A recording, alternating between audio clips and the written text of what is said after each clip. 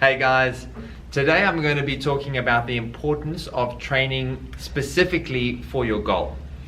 See, I'm really good at helping people achieve results in body transformation. So I do something called the dream body, right? I'm helping people achieve their dream body, and the methods that I use are unique, and I've modified training a lot, but essentially what I do is the training aspect is strength training. So I'm going to give you 3 foundational tips that you can use to improve your strength training, and things that you can work on in case you're not getting the maximum benefit, or if you're struggling to achieve the results. Now, the reason why I want to share this is because I think a lot of people think that it's 80% diet and 20% training, and the way your body looks is all based on the way you eat.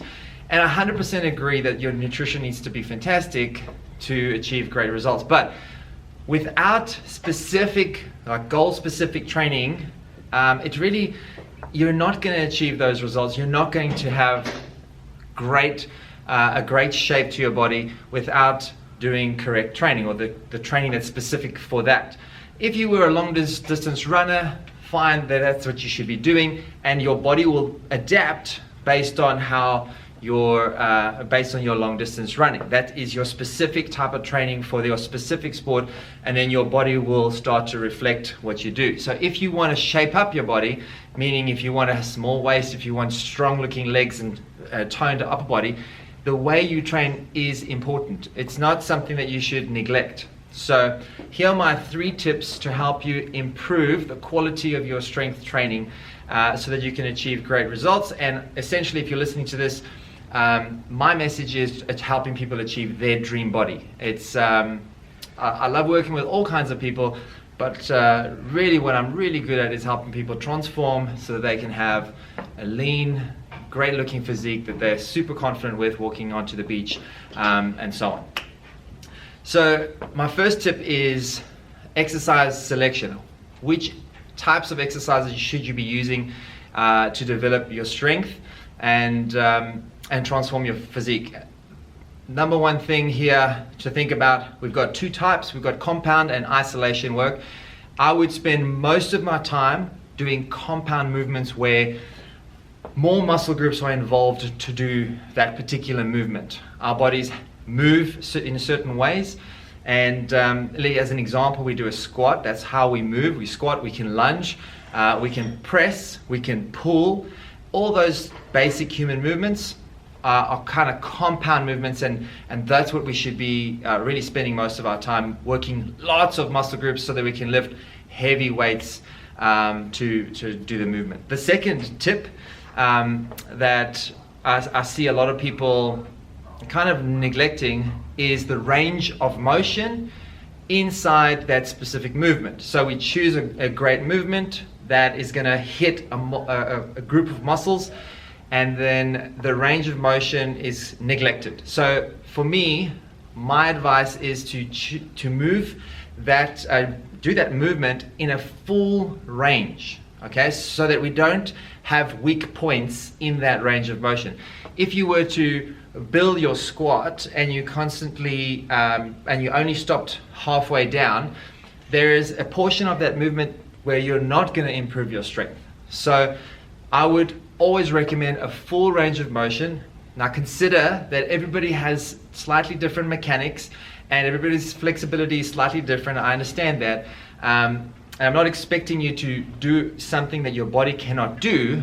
So work within your flexibility, but within that flexibility you should work in that full range. As an example, if I was going to be doing a pressing movement, I want to be moving my arms in a full range. If I was to do a bicep curl, this is isolation of it. This is a great example. That is a full range bicep curl. Doing half reps or letting your shoulders do the work, that is not full range, and I don't recommend that. I recommend full range, and like I said before, with compound movements. The last tip that I have for you is work on your technique. improve it. Make sure that when you're doing the movement, you're activating the right muscle groups. So you want to do a great movement in a full range, activating the right muscle groups because your technique is excellent.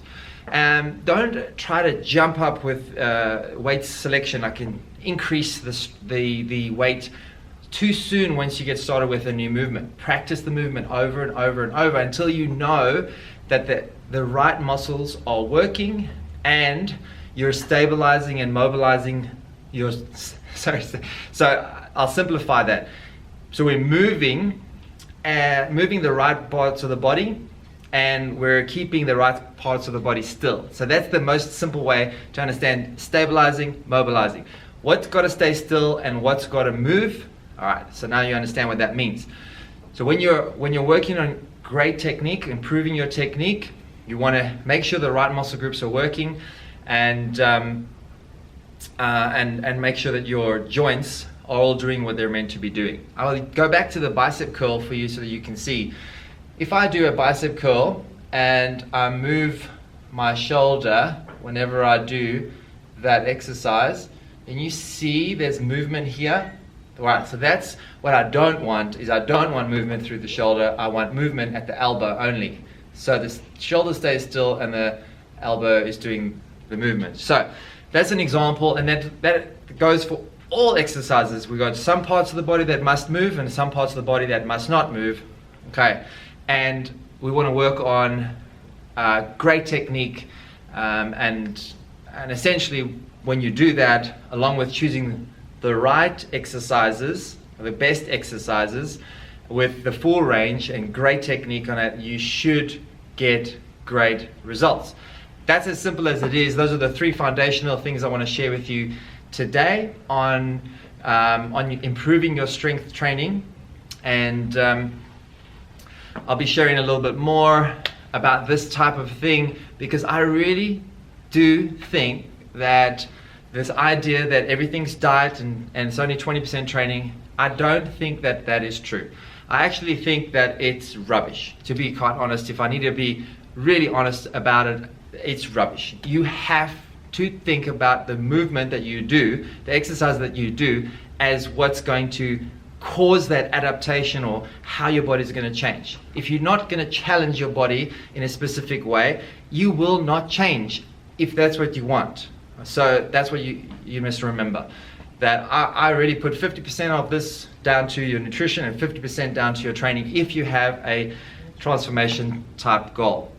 I really hope that has helped you, and if you need any further tips or information, then leave a message. I'm happy to just give you some further advice. So send me a question and I will do another video so more people can benefit from basically the way I think about body transformation. All right, I am so passionate, and this is like my favorite thing to do, is help people achieve their dream body.